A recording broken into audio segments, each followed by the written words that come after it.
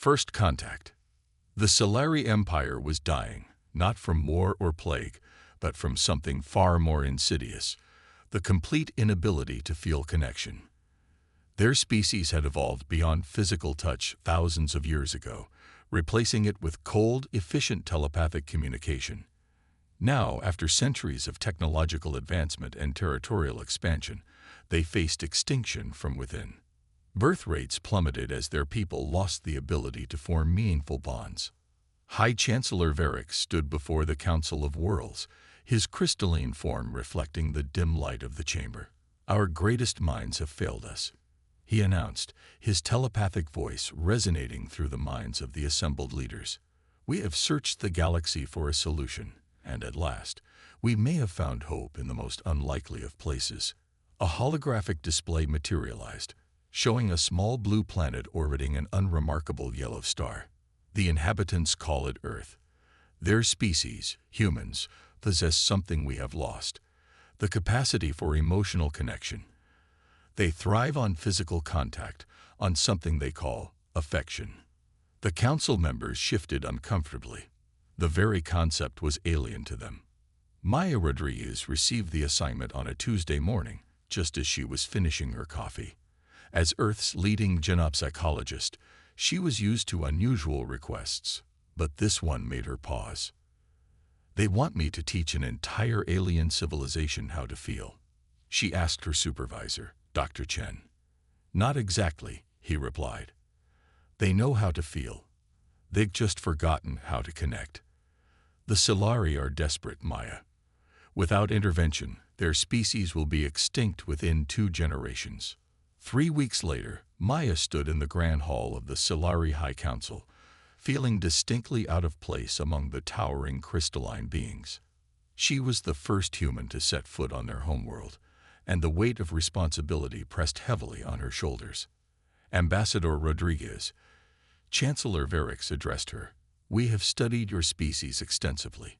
Your capacity for emotional bonding defies our understanding. We require your assistance to reconnect." Maya had prepared for months, studying Solari culture, biology, and psychology. But as she looked at the assembly of beings who had never known a gentle touch or a warm embrace, she realized that all her preparation might not be enough. The diplomatic sessions were frustrating. The Solari approached emotion like a mathematical equation to be solved. They analyzed human behavior patterns, dissected social interactions, and created complex algorithms to predict emotional responses. But they couldn't grasp the fundamental essence of connection. After weeks of failed attempts, Maya sat alone in her quarters, reviewing the day's dismal results. The Solari were growing impatient. Some council members had begun to question whether humans truly held the answer they sought. She thought about her grandmother, who always said, "Sometimes, Mija, words aren't enough. Sometimes you need to show people what love feels like." The next morning, Maya entered the council chamber with a different approach.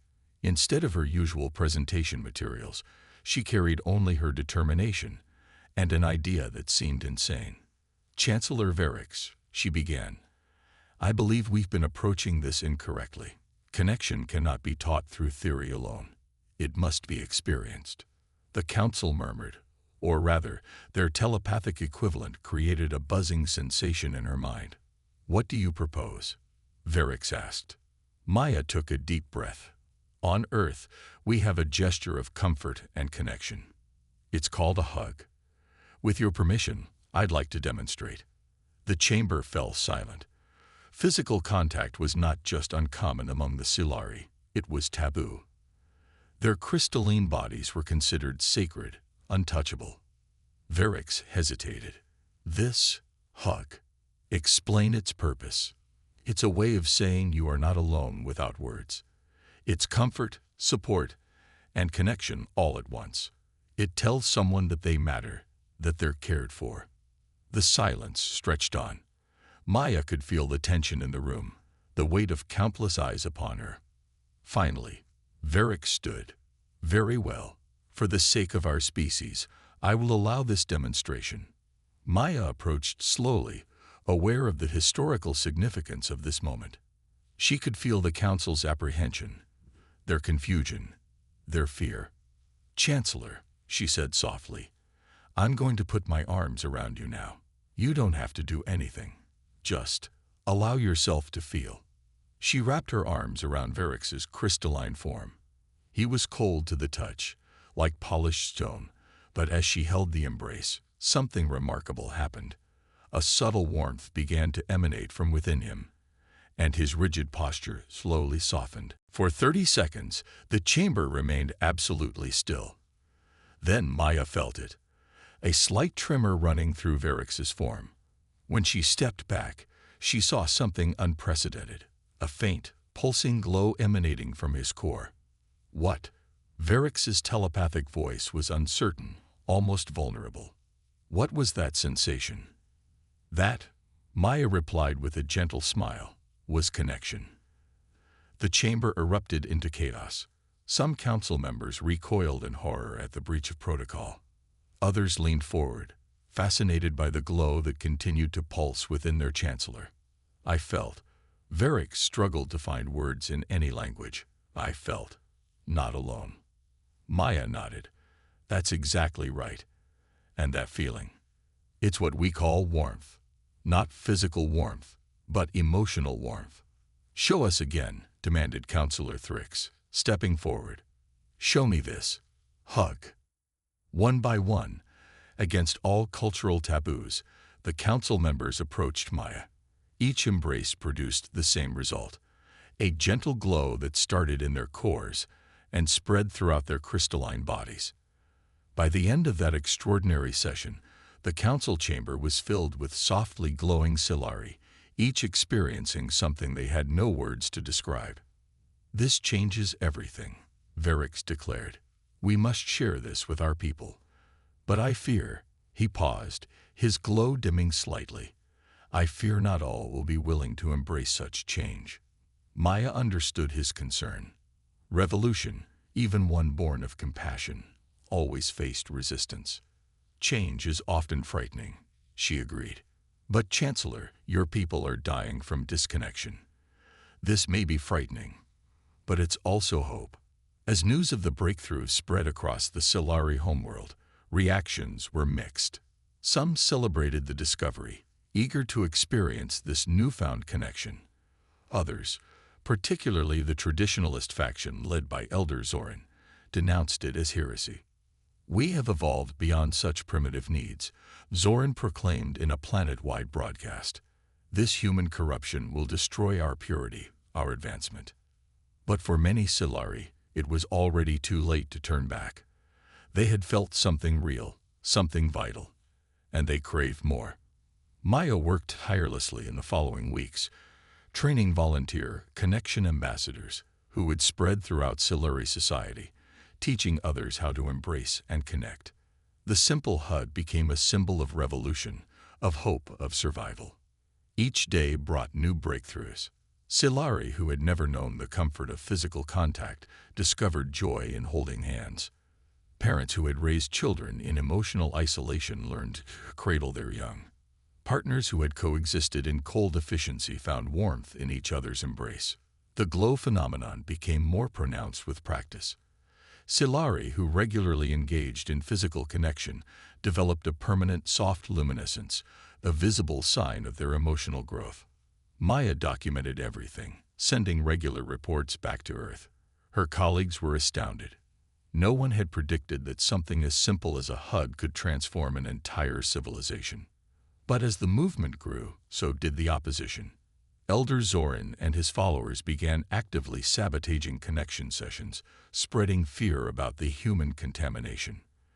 They claimed the glowing Silari were diseased, damaged by alien influence. The situation reached a critical point when Zorin's faction seized control of several major cities, establishing purity zones where physical contact was forbidden under penalty of exile. Chancellor Varix called an emergency session. "Ambassador Rodriguez, we face a civil war. Our species stands at a crossroads, and I fear we may tear ourselves apart." Maya had anticipated this. "Chancellor, in human history, every significant change has faced resistance. But connection, true connection, is stronger than fear. We need to show your people that this isn't about losing who you are. It's about becoming who you were meant to be. How? Varix asked, his glow pulsing with anxiety. Maya smiled. By showing them that connection makes you stronger, not weaker. Gather all those who have embraced connection. We're going to demonstrate the power of unity. What followed became known in Cellari history as the Day of Illumination. Thousands of glowing Cellari gathered in the capital, linking hands in a massive circle around the council tower. As they connected, their individual glows merged into a brilliant aurora that could be seen from orbit. The display was unprecedented. The combined energy of their connection created a resonance that touched every Cellari on the planet, even those in the purity zones. For one brief moment, every member of their species felt what it meant to be truly connected. The effect was transformative. Even many of Zoran's followers, experiencing connection for the first time, abandoned their resistance. The elder himself, touched by the resonance, approached Maya with uncertainty in his telepathic voice. "I felt it," he admitted. "For one moment, I understood. But it terrifies me. How can we maintain our advancement, our civilization, if we succumb to such feelings?" Maya took his crystalline hand gently. "Elder Zoran, feeling doesn't make you weak. It makes you complete. Your civilization hasn't been advancing. It's been dying. This is how you live again." Slowly, hesitantly, Zoran allowed her to embrace him. His transformation was perhaps the most dramatic of all. His glow, when it came, was blindingly bright, as if years of suppressed emotion had burst forth at once. As the Cellari civil crisis resolved, a new challenge emerged. Long-range sensors detected an approaching fleet. The Krath Dominion, a warlike species that had long viewed the Cellari Empire as a prime target for conquest. They had been waiting for a moment of weakness, and the internal upheaval seemed to provide the perfect opportunity. "They will destroy us," Varix said during the emergency council meeting. "We have always relied on our technological superiority for defense, but the Krath have matched us. And now, with our society in transformation." "You're not weaker," Maya interjected. "You're stronger than ever." The Krath expect to face the old Cellari, cold, calculated, isolated. They're not prepared for who you've become. When the Krath fleet arrived, they broadcast their demands for surrender. The Cellari response shocked everyone, including Maya. Instead of their traditional cold rejection or calculated counter-threats, they sent something new. An invitation. "We offer you what we have recently discovered." Varix transmitted. "The power of connection. Stand down, and we will share this gift with you." The Krath commander laughed. "The mighty Cellari have gone soft. This will be easier than we thought." But when the Krath ships entered orbit, they encountered something unprecedented. Every Cellari on the planet joined in connection, creating a unified field of emotional energy that radiated into space. The aurora effect, magnified by millions of connected minds, enveloped the Krath fleet. For the first time in their warlike history, the Krath felt the full force of genuine connection, empathy, understanding, and unity. Their commander, overwhelmed by sensations his species had long suppressed, called for an immediate ceasefire. What have you done to us?" he demanded. "We've shown you what you're missing," Maya responded. "The same thing the Cellari were missing. The strength that comes from connection, not conquest." The transformation of the Krath took longer than that of the Cellari, but it began that day. Warriors who had known only violence discovered compassion. A species built on dominance learned the power of cooperation. Months later, as Maya prepared to return to Earth, she stood with Chancellor Varix on the observation deck of the orbital station. Below them, the Cellari homeworld glowed with the light of millions of connected beings. "You've given us more than survival," Varix said, his own glow warm and steady. "You've given us life." Maya smiled.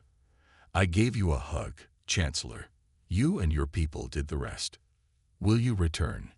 "I don't need to," she replied. "You have everything you need now. Besides, I have a feeling you'll be teaching others soon enough." She was right. The Solari-Krath alliance became the foundation of a new interstellar community, one built not on technology or military might, but on the simple power of connection. Species after species joined, drawn by the promise of something they didn't even know they were missing. And it all started with a hug. The transformation. The ripples of Maya's simple gesture spread far beyond what anyone could have imagined. Within weeks of her departure, the Solari homeworld had become a beacon of change that drew curious observers from across the galaxy. Species that had long viewed the Solari as cold and calculating now witnessed something unprecedented.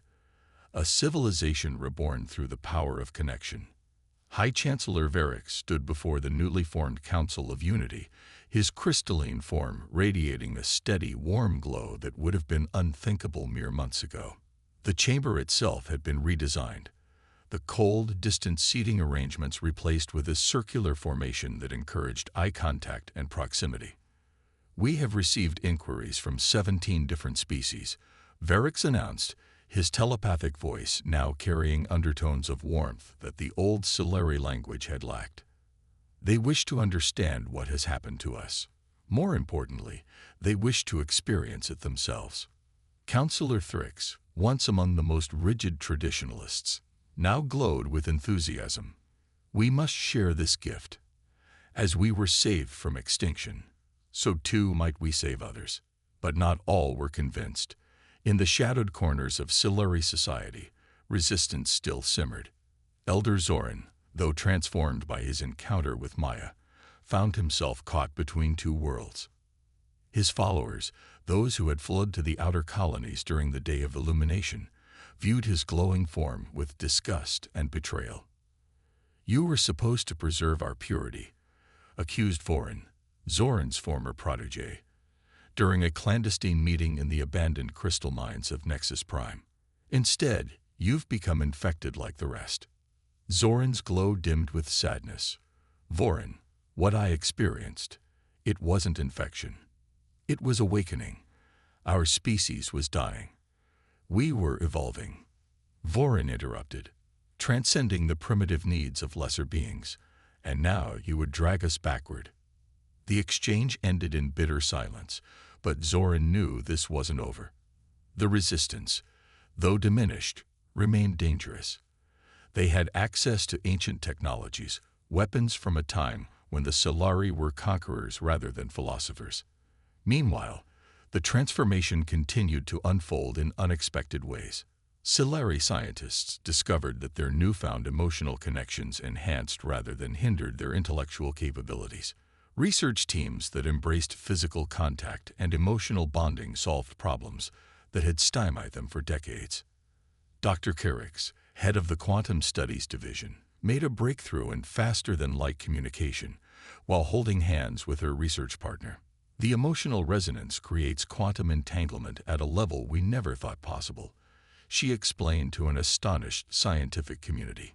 Connection isn't just psychological. It's fundamental to the fabric of reality itself. The discovery revolutionized Solari technology.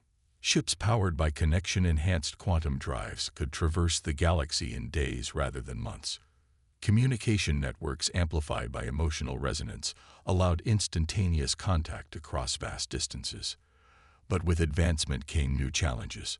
The Krath, still in the early stages of their own transformation, struggled with the intensity of emotions they had suppressed for millennia. Violent outbursts became common as warriors accustomed to channeling everything into aggression learned to process a full spectrum of feelings. Maya received urgent communications from both Varric and the Krath leadership. Though she had returned to Earth, her expertise was desperately needed. The transformation she had initiated was spiraling into complexities no one had anticipated. Ambassador Rodriguez, Varric's message pleaded, "We need your guidance once more." The Krath, they're experiencing what we call emotional overflow. And our own resistance movement grows bolder. They've stolen connection-enhanced weapons, We fear they plan to use our own transformation against us. Maya arrived on the Solari homeworld to find a situation more volatile than she had left. The capital city now glowed with the collective light of its inhabitants, but security forces patrolled the streets, watching for signs of resistance activity.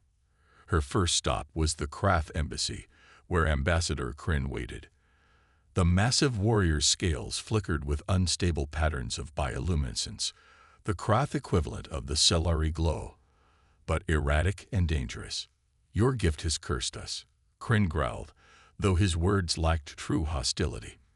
"My people feel everything too strongly. Joy becomes mania. Sadness becomes despair. Anger." He gestured to a wall scarred by claw marks. "Anger becomes destruction." Maya nodded understanding. "You're experiencing centuries of suppressed emotions all at once. On Earth, we call this emotional flooding. It's overwhelming, but it's also temporary. Temporary." Kryn's scales flashed with hope. "How do we survive until then?" "The same way you're learning everything else," Maya replied. "Together. The Solari can help you. They've just been through this process." The solution seemed simple, but implementing it required overcoming ancient prejudices. The Solari and Krath had been enemies for generations. Now, Maya proposed not just peace, but intimate cooperation. Under her guidance, mixed support groups formed. Solari, who had mastered their emotional connections, worked with Krath experiencing overflow. The sessions were intense, sometimes volatile, but gradually effective. Krath warriors learned to channel their overwhelming feelings into constructive outlets. Solari guides discovered that teaching others deepened their own understanding. But as the alliance strengthened, the resistance struck. A series of coordinated attacks targeted connection centers across the planet. The weapons they used were horrifying. Devices that disrupted the quantum emotional fields, causing connected individuals to experience severe psychic feedback. The attack on the central connection hub was the worst. Dozens of Solari and Krath, joined in a group meditation session, were hit with a disruption wave that severed their connections violently. The psychic backlash left many catatonic. Voron's recorded message played across all channels. "See what your precious connection brings. Pain. Vulnerability. We will purge this weakness from our species, even if we must destroy those infected to do so." The attack sparked outrage, but also fear. Some Solari began avoiding connection, worried about becoming targets. The glow in the cities dimmed as people retreated into isolation. Maya knew this was the critical moment. Fear could unravel everything they had achieved. She called for a planet-wide assembly, broadcasting from the damaged connection hub. "I understand your fear," she began, addressing billions across the planet. "The resistance wants you to believe that connection makes you vulnerable. But they're wrong. Your vulnerability is your strength." She gestured to the Krath warriors standing guard around her. "Look at these beings. Once your enemies, now they protect you. Not because they're forced to, but because they choose to. Because connection has taught them that your pain is their pain, your joy is their joy." The resistance fears connection because it's the one thing they can't fight with traditional weapons. They can disrupt your quantum fields, but they can't destroy what connection truly is. The choice to care for another being, to stand together instead of alone. Her words resonated, but Maya knew words weren't enough. She needed to demonstrate the true power of connection. Working with Solari and Krath scientists, Maya developed a plan. If the resistance could weaponize disconnection, perhaps they could counter with connection itself. The technology they created was elegant in its simplicity. By amplifying the natural emotional resonance fields and combining them with Solari quantum technology, they developed a connection shield, a defensive network powered by the collective emotional bonds of its participants. The shield's first test came sooner than expected. The resistance launched their largest attack yet, targeting the planetary capital with a massive disruption weapon. As the weapon charged, Maya initiated the connection shield protocol. Across the planet, millions of Solari and Krath joined hands, opened their hearts, and focused their connections. The shield materialized as a visible aurora of intertwined energies, Solari crystal blue merging with Krath flame red. When the disruption wave hit, instead of shattering connections, it was absorbed and transformed. The shield didn't just protect. It converted the attack into a wave of pure connection energy that washed back over the resistance forces. The effect was immediate and profound. Resistance fighters, suddenly flooded with the genuine connections they had been fighting against, dropped their weapons. Many fell to their knees, overwhelmed by their first experience of true emotional bonding. Vorin himself, leading the attack, was transformed in an instant. The cold certainty that had driven him melted away, replaced by understanding of what he had been fighting against. Not weakness, but the very essence of life itself. In the aftermath, the resistance movement dissolved. Its members, having experienced connection firsthand, couldn't maintain their opposition. Many sought to make amends, working to repair the damage they had caused. Elder Zorin, vindicated in his transformation, became a bridge between the former resistance and the new society. His unique position, having lived on both sides, made him invaluable in helping others through their transitions. The success of the connection shield marked a turning point not just for the Solari and Krath, but for the galaxy at large. News of a defensive technology powered by emotion, rather than destruction, spread rapidly. Species after species sought to learn from the Solari-Krath alliance. Within a year, the Galactic Council reformed around principles of connection rather than power. Wars ended as enemies discovered they could feel each other's pain. Resource disputes resolved through empathic negotiation.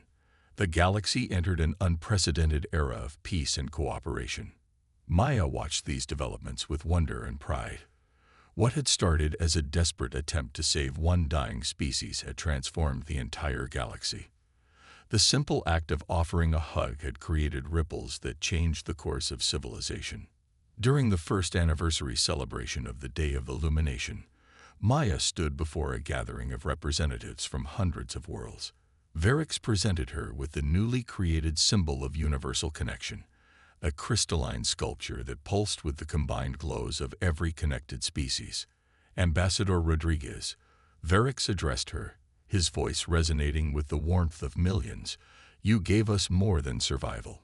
You gave us purpose. You showed us that the greatest strength lies not in standing alone, but in standing together. Maya accepted the honor with characteristic humility. I only showed you what was already within you. Humans don't have a monopoly on connection. We just never forgot its importance. Every species here had this capacity. You just needed permission to embrace it.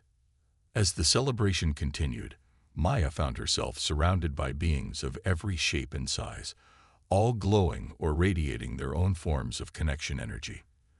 The Yundari with their phosphorescent feathers, the Mechlon with their harmonious mechanical songs, the Dryfol whose very atmosphere sparkled with shared emotions. A young Solari approached her, barely more than a child, glowing with innocent brightness. Ambassador Maya, she asked in the new, warm variant of the Solari language, will you teach me the Earth greeting? The one that started everything. Maya knelt down to the child's level and opened her arms. Of course. It's called a hug. As she embraced the young Solari, Maya felt the connection ripple outward, touching everyone in the gathering.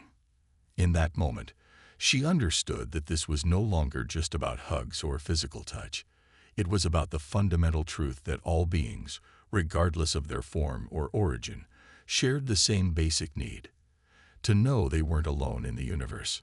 The transformation continued to evolve in ways no one could predict. Solari artists created masterpieces that could only be fully appreciated through emotional connection. Krath warriors developed martial arts that channeled emotional energy into healing rather than harm. Scientific breakthroughs accelerated as researchers across species connected on levels deeper than mere intellectual exchange.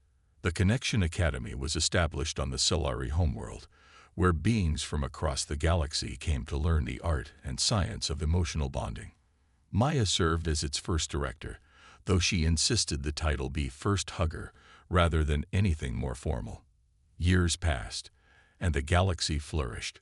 Wars became historical curiosities.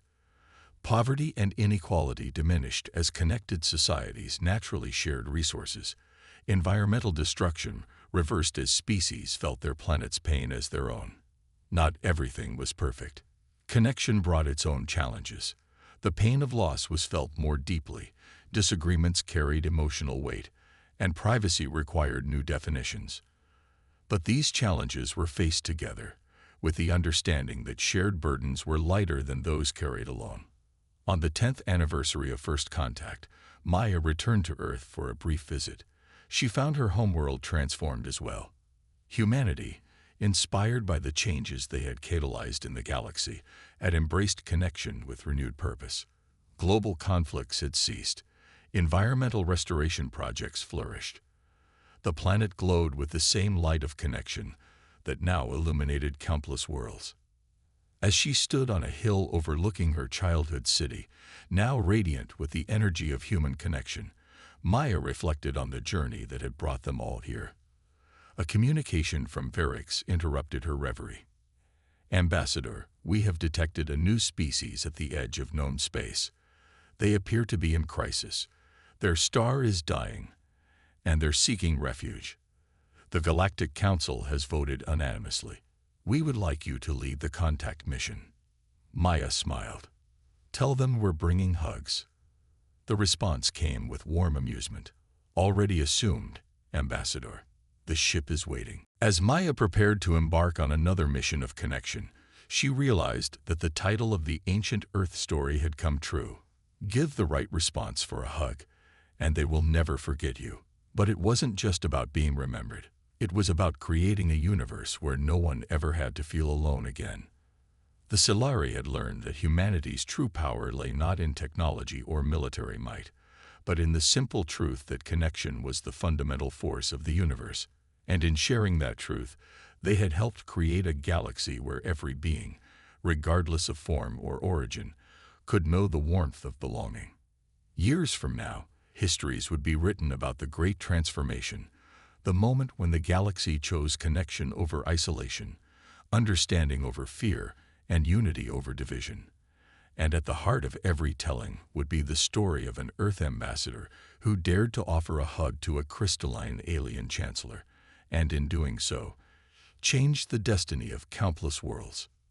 The universe, it turned out, had been waiting all along for someone to remind it that the greatest power of all was the power to reach out and say, "You are not alone." And they never forgot.